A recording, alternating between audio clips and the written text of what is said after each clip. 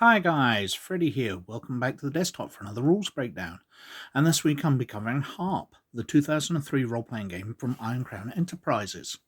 Now this was designed as a simplified version of Rolemaster, and there's a lot to like in the rules here. It came out on the back of 3rd edition Dungeons & Dragons, which was really popularizing role-playing and really combining rules into a much simpler, more streamlined system. And HARP aimed to do the same. And in many ways, it was very successful, as it's a brilliant system. But we'll have a look through the rules as we go. Now, all roles in HARP are based around a D100. But unlike things like Call of Cthulhu, where you're rolling to get under your skill and succeed, HARP works on a very different system. If we turn to page 61,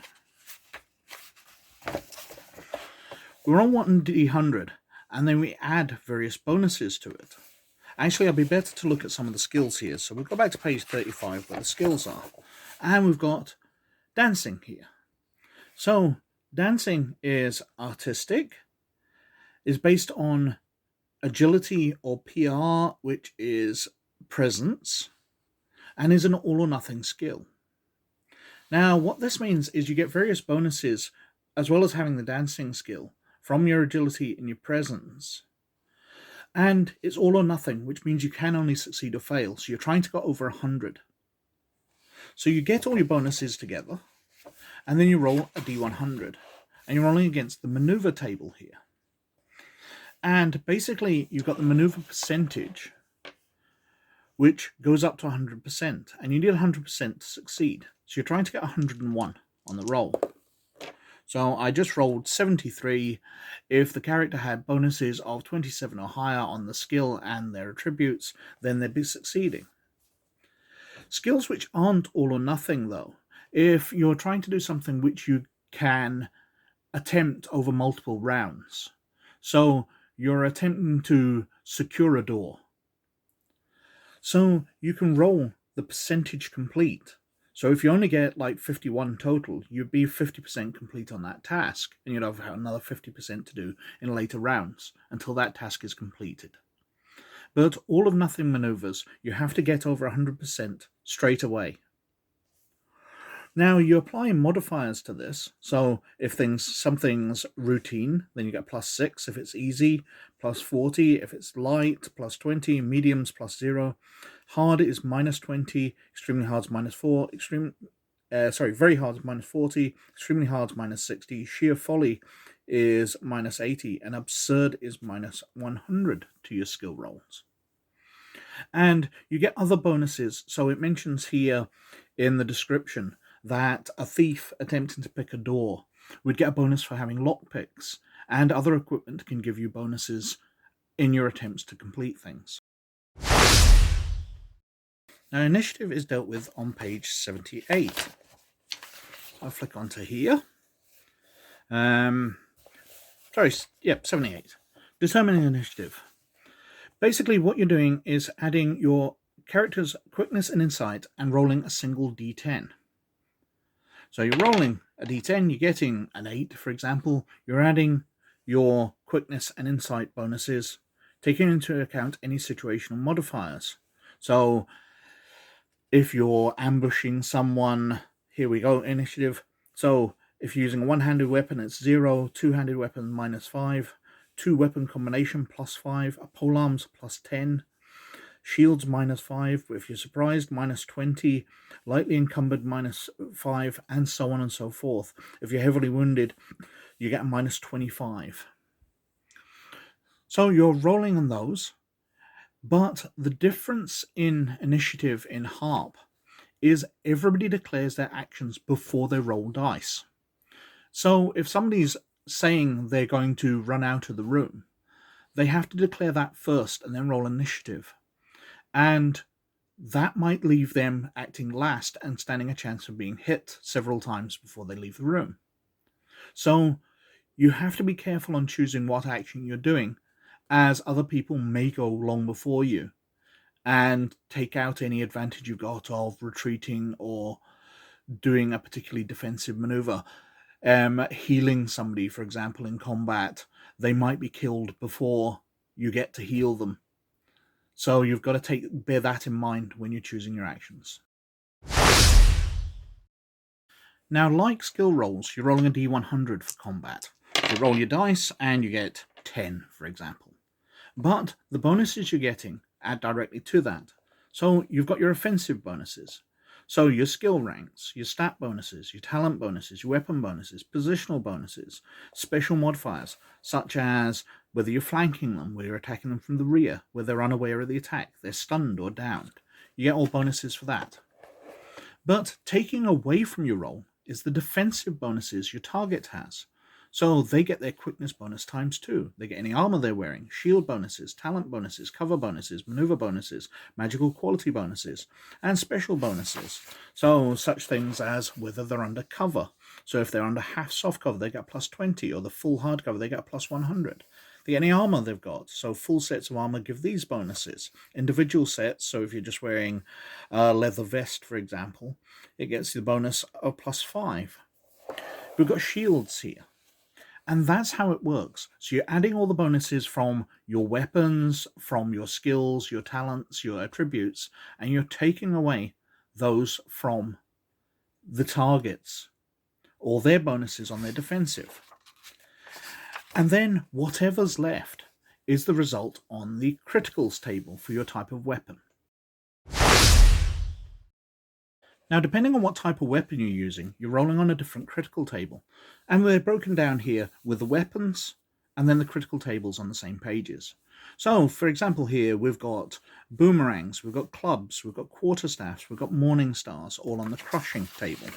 On the slashing critical table, we've got broadswords, cutlasses, long swords, sabers. On the puncture weapons table here, we've got composite bows, we've got javelins, lances. So let's say we'd succeeded with a roll of 23 points with a longsword. Well, first of all, a longsword is a medium weapon. Now, criticals are modified by the size of the weapon. So over here, if we look at the dart, it's a tiny weapon. So it gets a -20. So the 23 would actually only be a 3. But we said it was a longsword, so it's medium, so it's no modifier. Huge weapons, obviously, and large weapons get bonuses, so do more damage. Now at 23, we're getting a grazing shot. That would leave a scar if it weren't so pitiful. 7 hits and foe is stunned for 1 round. And that's how it works. The points go through. So you've got grapples, martial arts sweeps.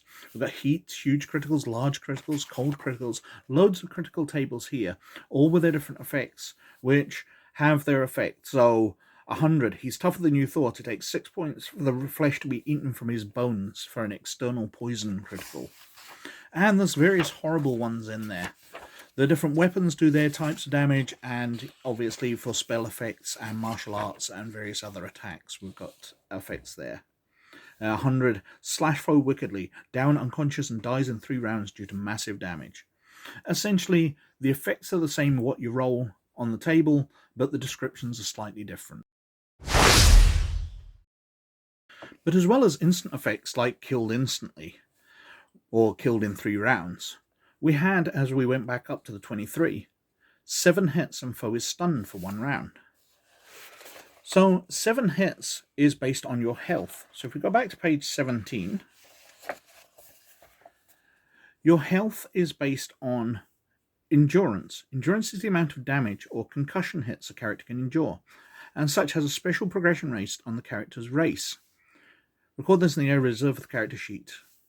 So based on your endurance, you get various bonuses as you go up for levels, and you spend points on them.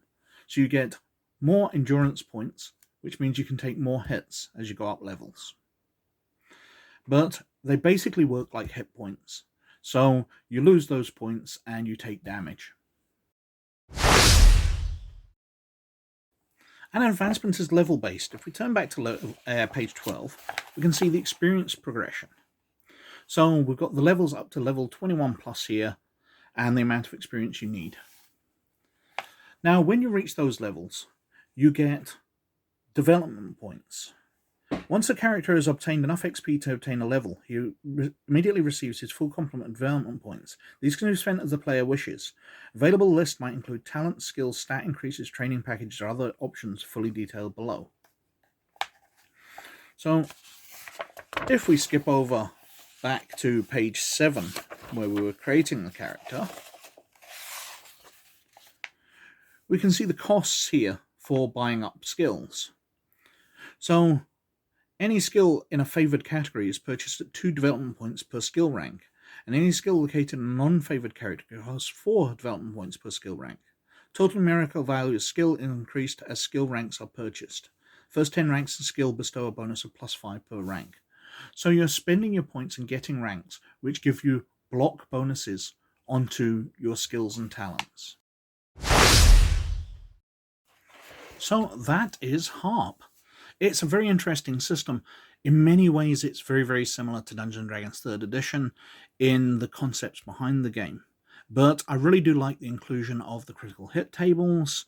They really make combat a little more interesting because you're not just doing hit points damage. You can have extra effects which are a bit samey, but do jazz up combat rather than just you take 5 points of damage, you take 12 points of damage, etc., etc. It's a really interesting game. Far more simple than Rollmaster, and I think far better for it. I've heard complaints that the combat system's a bit too simple, but that's part of what I like about it, because I had problems with Rollmaster being overly complex. Although I must say, people who have contacted me about Rollmaster since I did my video on that a couple of years ago absolutely love the game, and I can see why. It's a fantastic game, but HARP is more to my liking because it's a much simpler, faster, more streamlined game. Anyway, I think I've whittled on for quite long enough. So thank you very, very much for watching. And as always, you look after yourselves. And I'll catch you later. Bye now.